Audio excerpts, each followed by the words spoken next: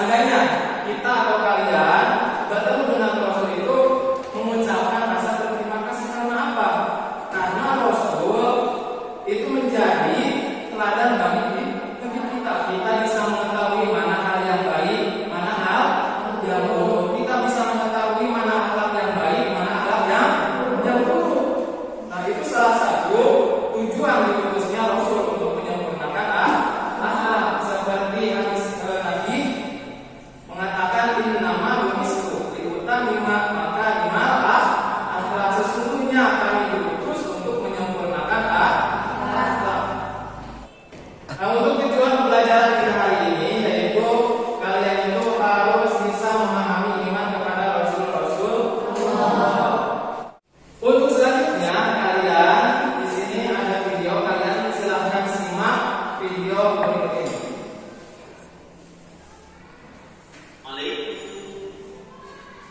Waalaikumsalam. Ali, tolong bantu aku ya. Aku mengalami kesulitan memahami pelajaran tentang beriman kepada Rasul-Rasul Allah. Coba video yang kalian simak tadi itu tentang apa? Tentang Rasul-Rasul Allah, beriman kepada Rasul-Rasul Allah. Nah, Bapak mau menguatkan kembali tentang apa itu iman. Makna iman itu apa? Nah, makna iman itu atau artinya iman itu percaya. Nah, Bapak punya sebuah analogi agar kalian bisa lebih memahami apa artinya iman. Misal, kalian itu punya sahabat. Ketika sahabatmu mengatakan di saku celanaku ada uang 10.000, kalian percaya tidak? Nah, kalau kalian sebelumnya melihat uang tersebut, itu bukan berarti iman, tetapi itu artinya tahu atau mengetahui. Nah, kalau kalian sebelumnya tidak mengetahui atau tidak melihat sama sekali uang tersebut di dalam satu celana sahabat kalian, nah itu bisa dikatakan iman. Iman itu tidak terlihat, tetapi kita itu bisa percaya atau meyakininya. Nah, seperti itu artinya kita di sini ada 3 gambar. Kalian bisa lihat di sini ada gambar 1, terus gambar 2, terus ada gambar 3. Nah, coba di sini nomor 1 itu gambar apa? Nah, itu gambar Rasul sedang menyampaikan wahyu. Terus gambar nomor 2 tentang apa? Nah, itu berita bohong. Karena zaman sekarang itu memang gampang, memang mudah untuk mendapatkan informasi, tetapi banyak yang hoax, banyak yang bohong. Yang ketiga gambar apa? Nah, korupsi atau yang di bawahnya itu tentang suap menyuap. Suap menyuap itu, korupsi itu, terus berita bohong itu kan semuanya tidak baik, harus kita hindarkan, harus kita hindari.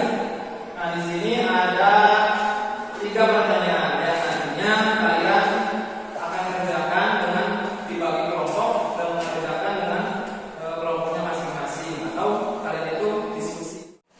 Nah, supaya kalian semangat dalam mengerjakan tugasnya nanti, nah di sini ada sebuah lagu ya untuk kalian atau kita bernyanyi bersama-sama tentang rukun iman.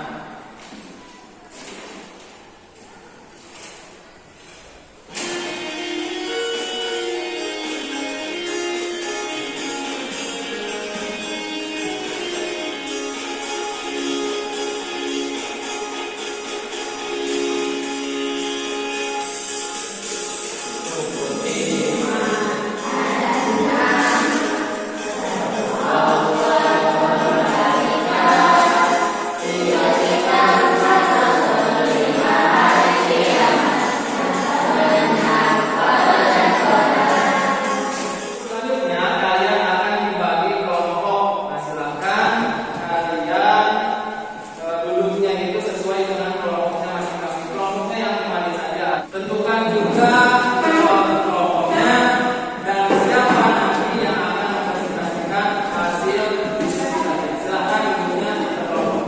Dan ini untuk lembar kerjanya, silakan nanti dikerjakan.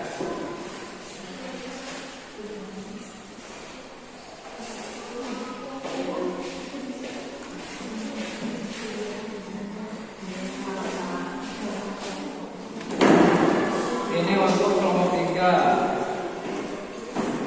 Bisa mengerjakan atau ada kendala? Atau susah? Bisa. Silakan selesaikan tugasnya. Oke, kalau sudah silakan kalian persiapkan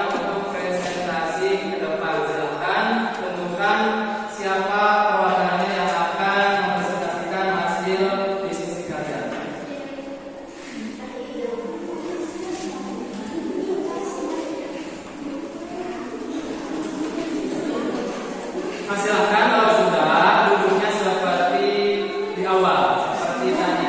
Silahkan duduknya kembali seperti awal.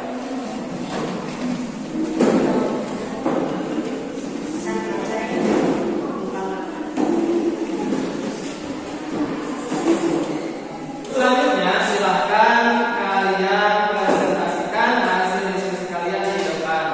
Mulai dari kelompok pertama, silahkan presentasikan di depan.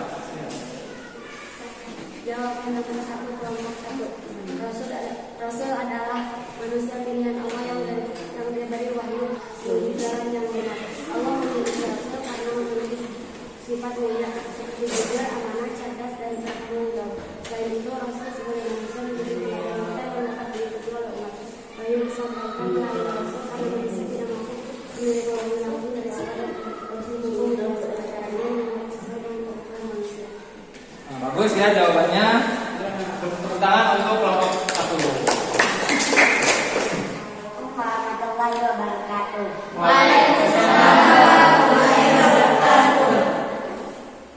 Kami akan mempresentasikan hasil diskusi kelompok kami, yaitu apa petunjuk Rasul. Manusia mungkin tersesat dalam kebingungan, hawa nafsu, dan menjalani kehidupan dan bertujuan yang jelas. Rasul diutus untuk membawa wahyu seperti pedoman hidup, sehingga bisa tahu cara ibadah, bermasyarakat, dan menjaga kehormatan dengan Allah. Saya secara umum. Nah, bagus sekali tepuk tangan untuk kelompok 3. Untuk menguatkan materi kali ini, nah kalian bisa lihat di sini pengertian iman kepada Rasulullah. Yang pertama, pengertian Rasul. Rasul itu berarti utusan. Nah, berarti utusan, yaitu seorang hamba Allah yang dipilih dan diutus olehnya untuk menyampaikan wahyu kepada umat manusia. Rasul tidak hanya membawa wahyu, tetapi juga menjadi teladan dalam kehidupan umat manusia. Terus yang nomor 2, pengertian iman kepada Rasulullah. Iman itu apa artinya? Iman itu percaya atau meyakini dengan sepenuh hati. Iman kepada Rasulullah berarti percaya dan meyakini bahwa Allah mengutus Rasul-Rasulnya untuk menyampaikan wahyu dan sebagai teladan hidup manusia. Perbedaan Nabi dan Rasul. Apa kalian sudah mengetahui perbedaan Nabi dan Rasul? Apa bedanya?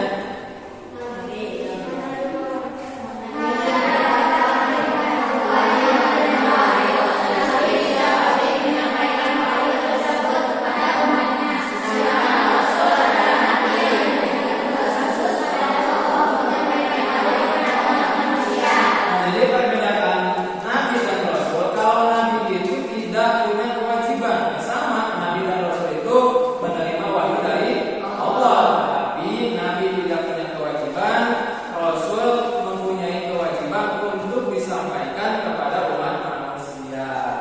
Selanjutnya ada tujuan diutusnya Rasul. Coba apa saja sih tujuannya? Yang pertama, yang kedua, yang ketiga,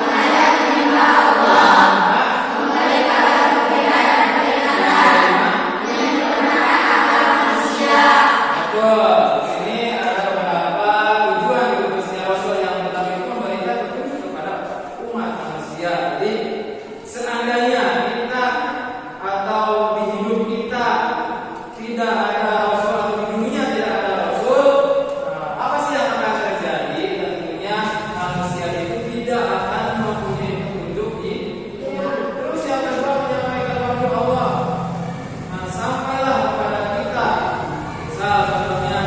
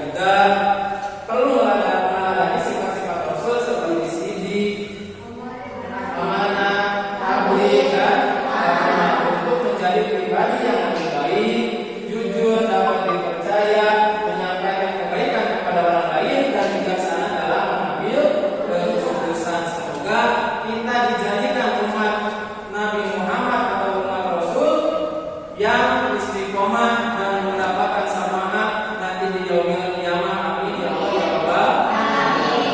Untuk merefleksikan hasil pelajaran kita hari ini, coba apakah pelajaran kita hari ini dapat dimengerti? Alhamdulillah semuanya dapat dimengerti atau kalian bisa memahami. Terus yang kedua, apakah kalian senang dengan pelajaran hari ini? Alhamdulillah semuanya merasa senang. Nah selanjutnya untuk bahan evaluasi, Bapak yang akan membagikan beberapa soal untuk kalian. Silakan kerjakan.